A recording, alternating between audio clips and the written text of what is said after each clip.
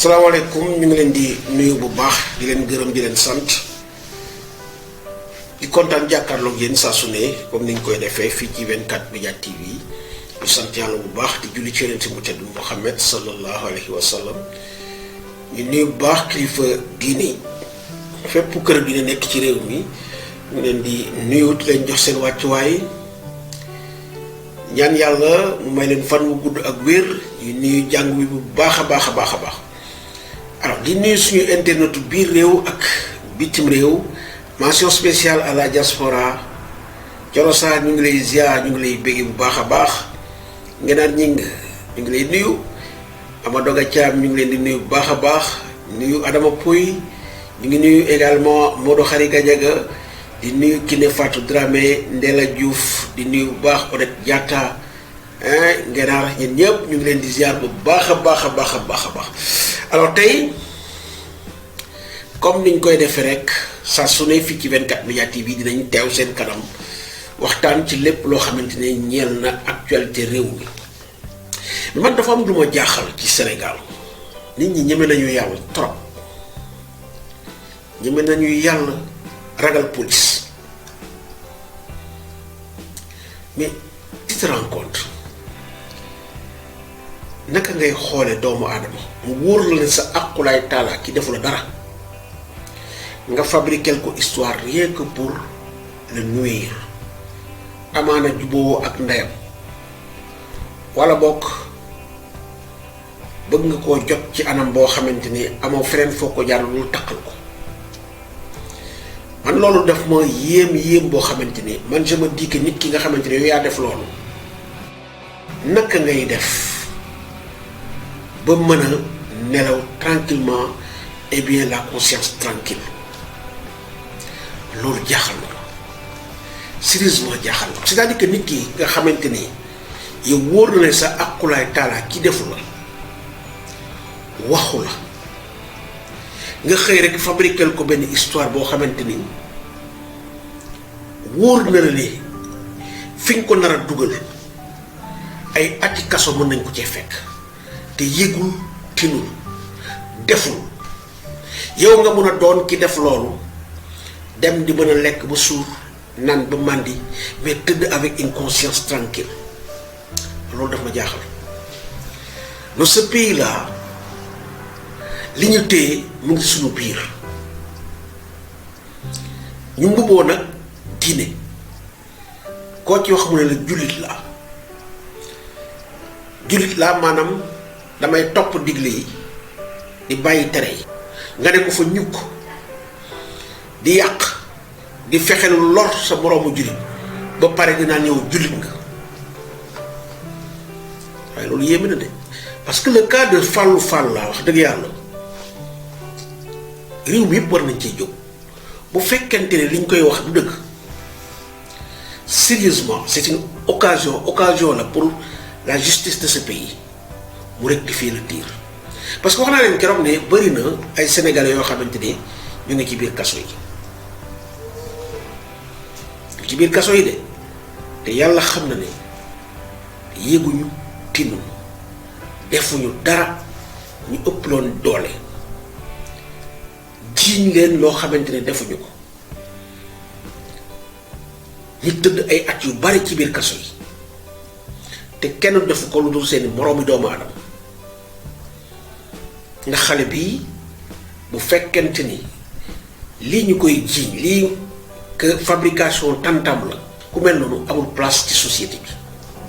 parce que dañu waxante dëgg rek y a des personnes yoo xamante ne seen degré de méchanceté c'est-à-dire que seen coxorte fi mu yegg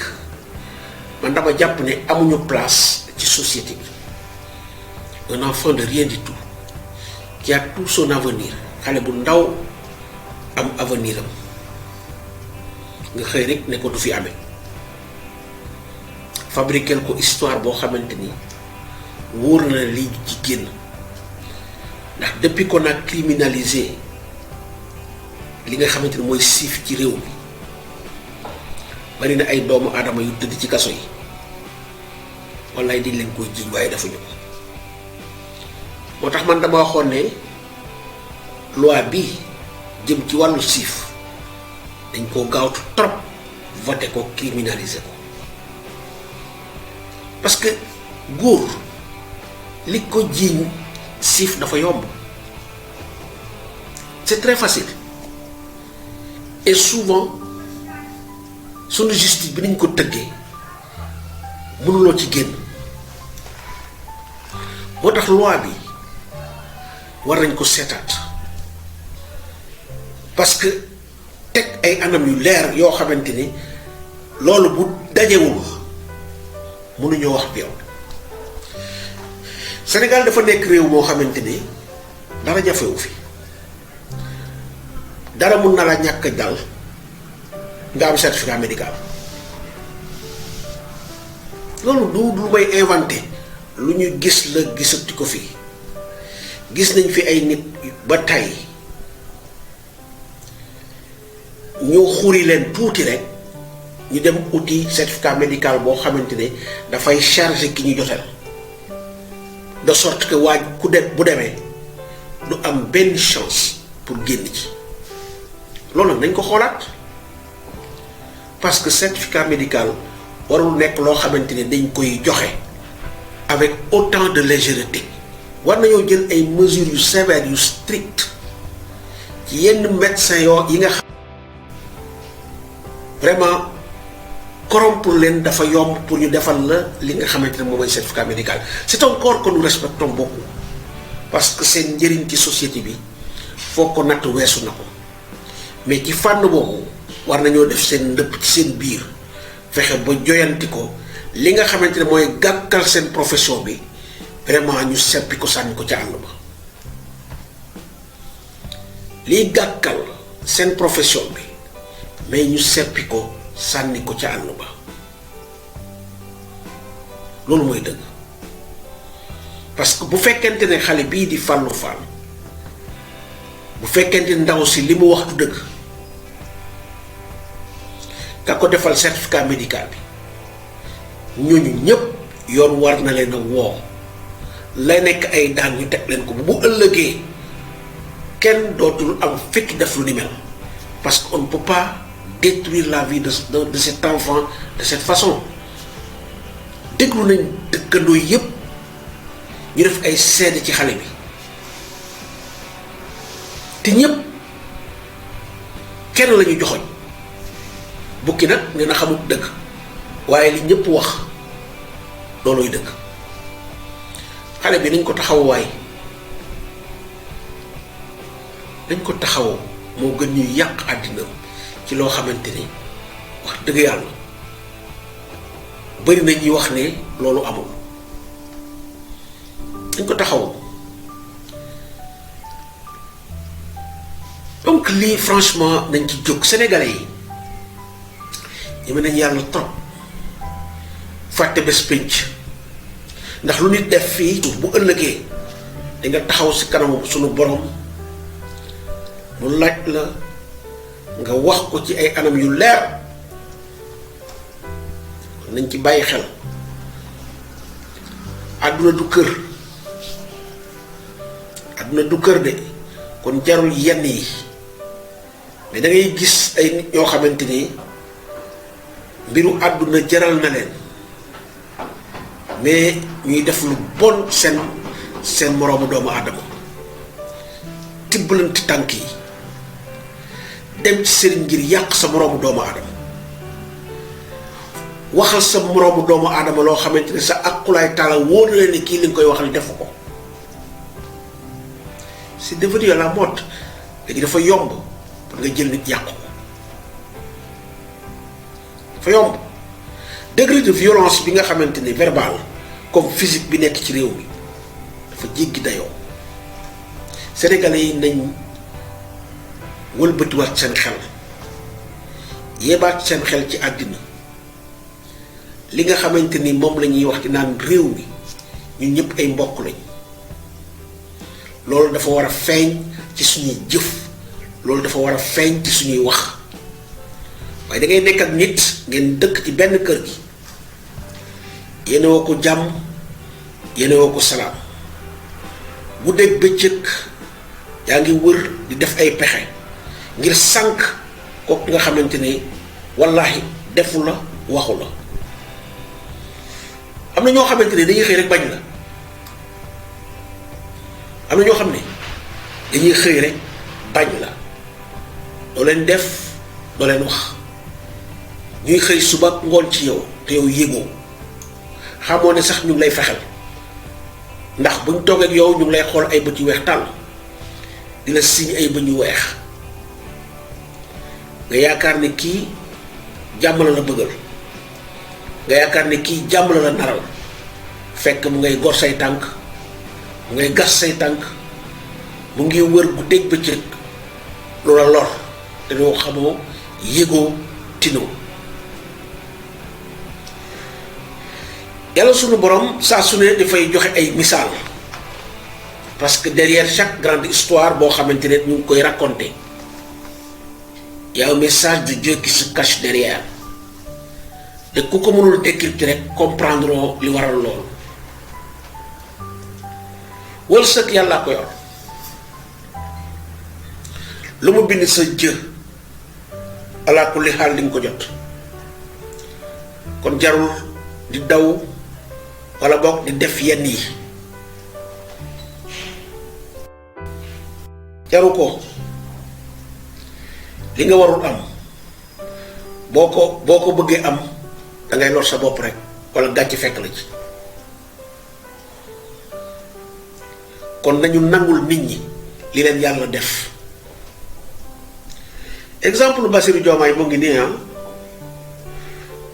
ku gisul yàlla ci li xew xamal ne comprendre li indi Bassirou Diomaye ci bopp réew bi. Bassirou Diomaye mu ngi juddoo Njagañaaw nekk dëkku kaw juddoo ci famille bu modeste ay waajuram nekk ay baykat mu judd ci mbay màgge ci mbay njàngam sax dañu doon jaay gerte dugub bisaab ñebbe ngir mu jënd ci ay kaye inscrire ci mën a jàng. kooku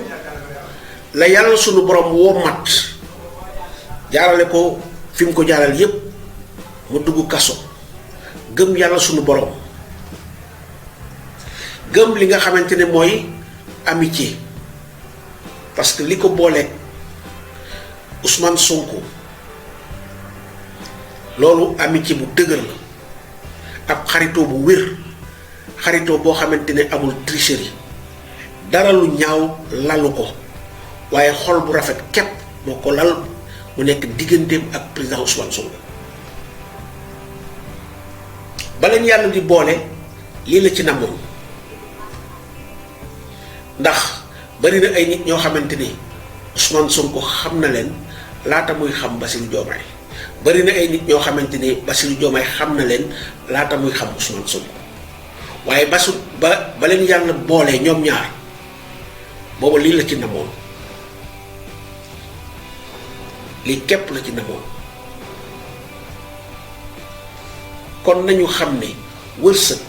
yàlla sunu borom képp a ko yor ndax ay weer ci ginnaaw wala at ci ginnaaw bu leen waxoon ne Bassirou Diomaye mii dina nekk njiitum réew wallaahi am na ñoo xam ne ñi ma woon nañ teg seen loxo ci kaamin ni loolu du mën a nekk ndax kenn amutoon xalaat ne kii nii mooy doon njiitu réew mi ëllëg ndax ñëpp jàppoon nañ ne ay weer ci ginnaaw Ousmane Sonko mii lay doon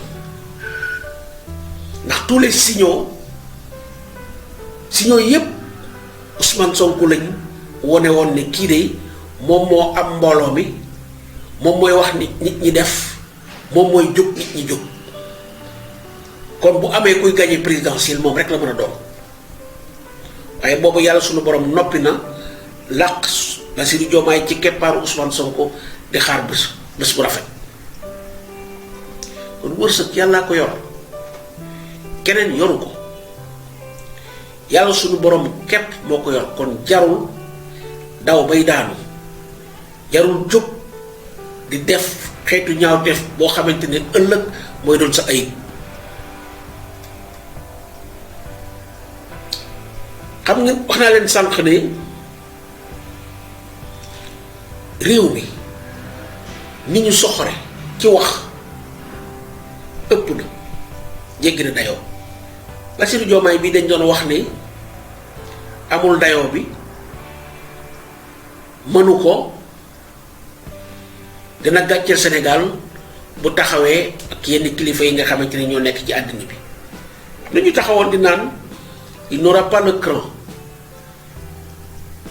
pour croiser les dirigeants les grands de ce monde ci mel ni ay Joe Biden nga xamante ne moo nekkoon njiitu réewu Amérique waaye fàtte nañ ne yàlla sunu borom bu lay dénk lenn la cay ànd yépp da koy boole tëxañ ko ci yow kon dayoo bi personnalité bi taxawaay bi lépp yàlla sunu borom daf koo boole tëxañ ko ci moom tey jii Bassirou Diomaye bu taxawee ak ki nga xamante ne moom mooy Donald Trump amul benn sénégalais buy rus bu taxawee ak tous les grands dirigeants de ce monde kenn du rus ndax yàlla sunu borom jox na ko lépp li nga xamante ne moom la soxla pour mun a taxaw dignement en tant que chef d'État kon nañuy rafetal xol yi di rafetal kàddu yi ci sunu biir ndax lépp loo fi gis rek dañ koy nettali ñooñu tey fàtte nañ loolu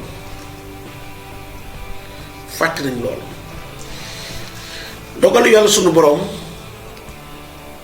dafay métti rek waaye ku ko jéem a dindi yaa ciy sonn lan la Ousmane Sonko ak Bassirou Diomaye déggul ci àddina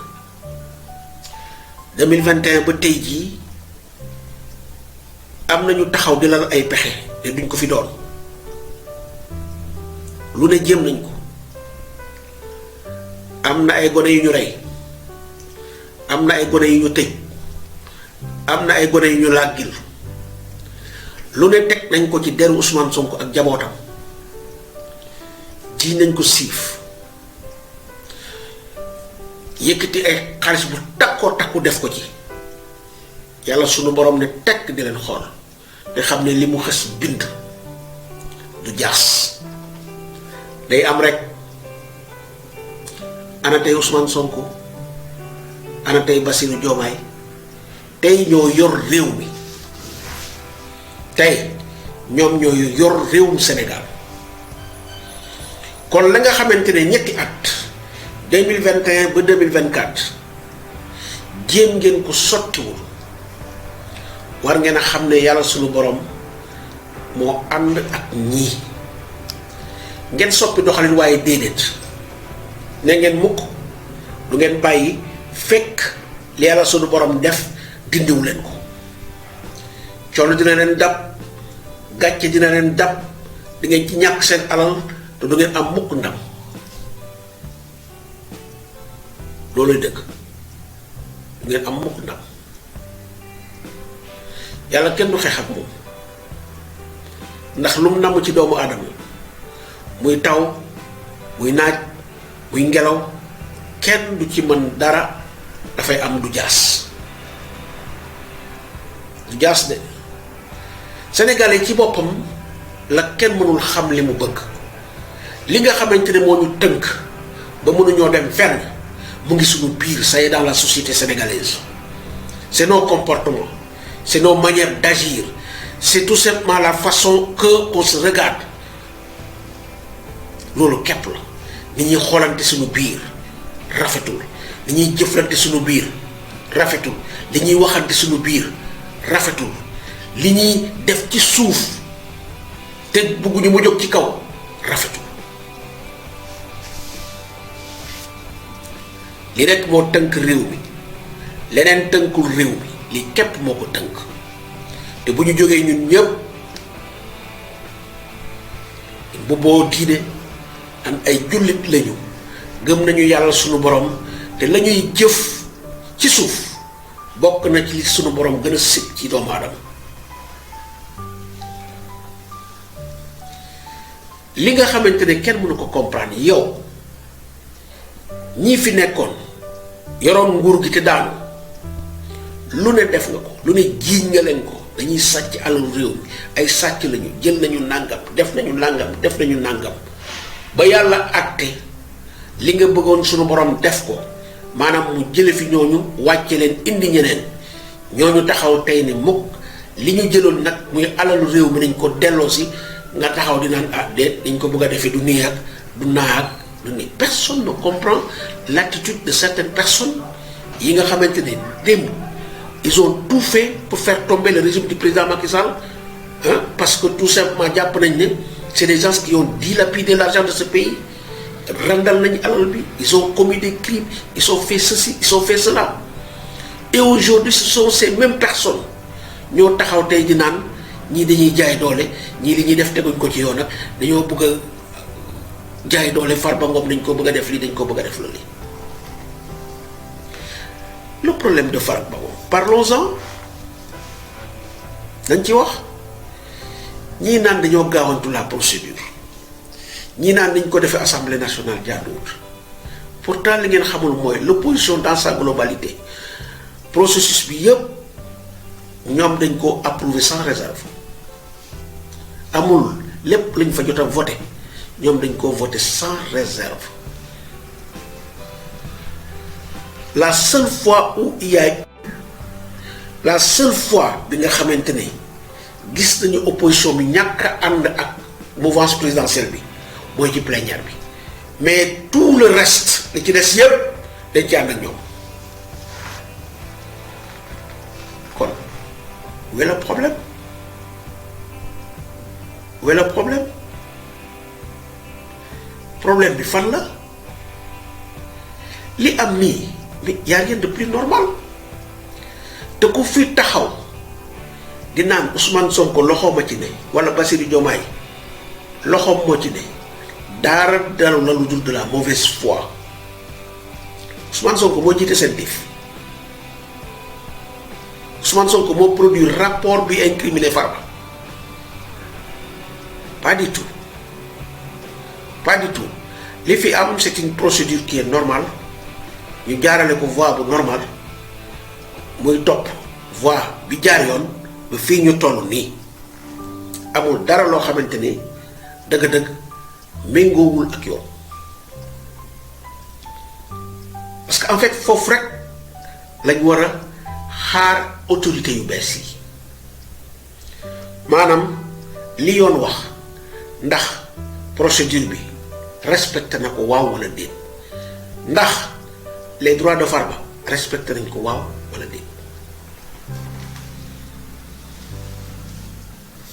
loolu képp moo ci am solo li ci des dana yegg te nag le dossier Farba là c'est un test grandeur nature pour autorités yu bees yi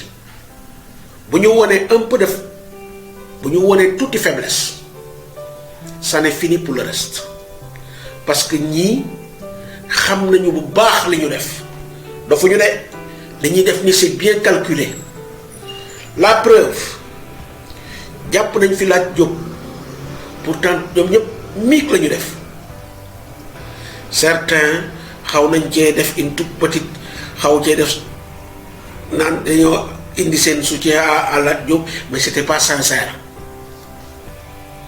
ñoom ñëpp miig la ñu def nekk dans leur silence, ils sont tous emmurés dans un silence kenn waxul. Et pourtant Lat Diop c'est pas n'importe qui ci seen parti. Il a été ministre, il a été DG, nekk responsable mag Guédiawaye mais gis ngeen niñ ko woyofale, gis ngeen niñ ko ñàkkee faale. Il a fallu maintenant qu'on touche à Farba pour que ñëpp jóg loolu jaaxalu leen. Pourquoi ils se sont tous levés pour dire qu'ils apportent leur soutien à Farba? Lan moo tax ñoom ñëpp ñu jóg mel ni ñu jëful ni dañuy jàppale Farba. lii dëgg mooy Farba mii c'est une mine d'information. li mu xam bari na, li mu jëf bari na, li mu xam ci ñoom bari na, li mu leen xamal bari na. ñoom xam nañ ne bu ñu jàppee Farba lu bari dina feeñ. C'est la seule explication te nag ñii ma gis autorités yi elles sont imperturbables lu ci waay di wax gesticulation yi ci ku laal diw laal nga diw ak diw du leen teree def li ñu bëgg a def parce que nag ñoom ñoo fi doon wax force restera à la loi kon force restera à la loi. réew mi foog mu jag ci ñi ko yàq yépp ñoom ñoo tax ne du fi baaxee parce que ñii ku àndul ci ñu taxawee ngir defar réew mi ci le premier ennemi de ce pays te dañ laa war a combattre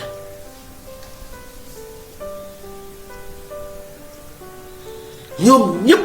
ñu ngi waaf ci lu bari loo xamante ne xam nañ niñ ko amee jaarut yoon waaye léegi ñu ne loolu duñ ko lijjanti teg ko fan ci seen bànneexu bakkan ci seen intérêt amuk loolu duñ ko seetaan golo bàyyi baa bu dundee loolu daf fiy jeex réew mi dafa soxla alal jooju ndax ku dugg ci àll bii xam ne sénégalais yi sonn nañu am na ay dëkk yoo xam ne ba léegi yow yaa ngi toog sa kër taal sa lampe taal sa clim am congélateur di naan lu sedd da nga dem ci ay dëkk yoo xamante ne lampe amu fa lampe tàkku fa filu courant benn filu courant sax nekk fa ñooñu du ñooy sénégalais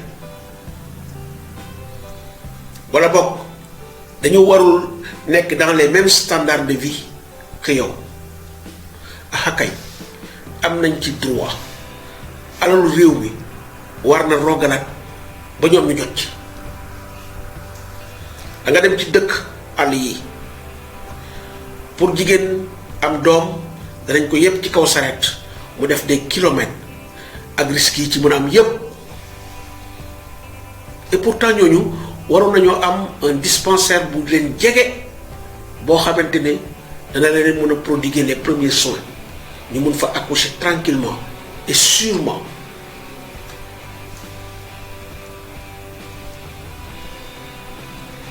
boo demee ci dëkk yi ndox mu neex problème la fa parce que ñi fi nekkoon privatiser nañ ndox mi jox ko des sociétés privées yoo xamante ni dañuy exploiter le monde rural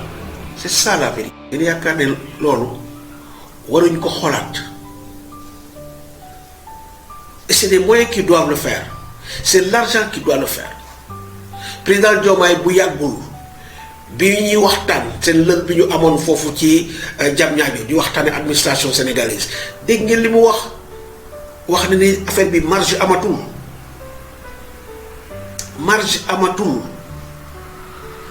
la manière dont ce pays a été géré dafa tax réew mi nekk ci situation financière bu délicate bu difficile ñii dañu nekk ay jàmbaar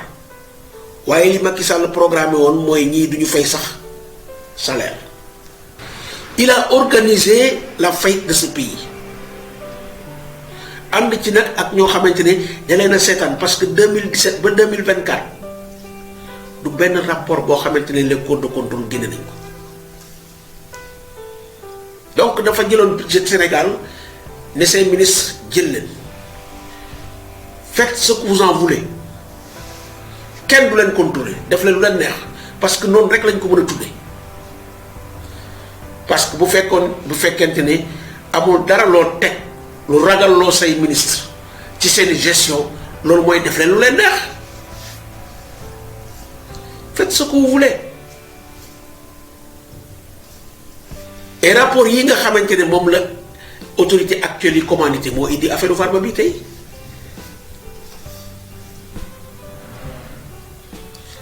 donc da ngeen xam ne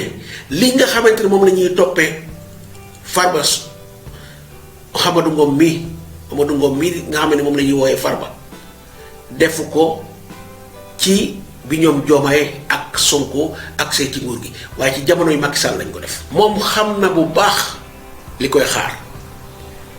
lu yóbbu Farba du ko fi ba ndax lu Farba def moo ko ci seetaan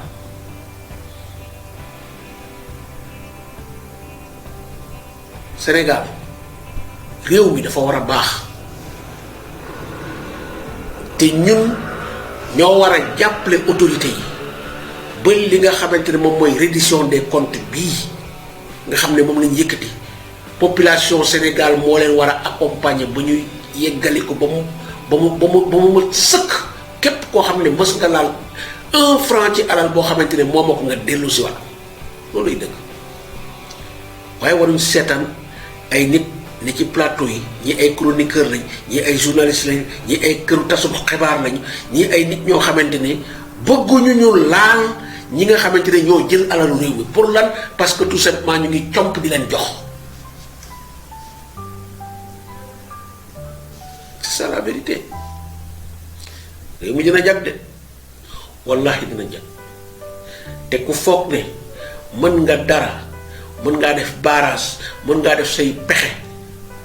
ba lii ñu yëkkati du yegg yaa ngi nax sa bopp jërë ngeen jëf.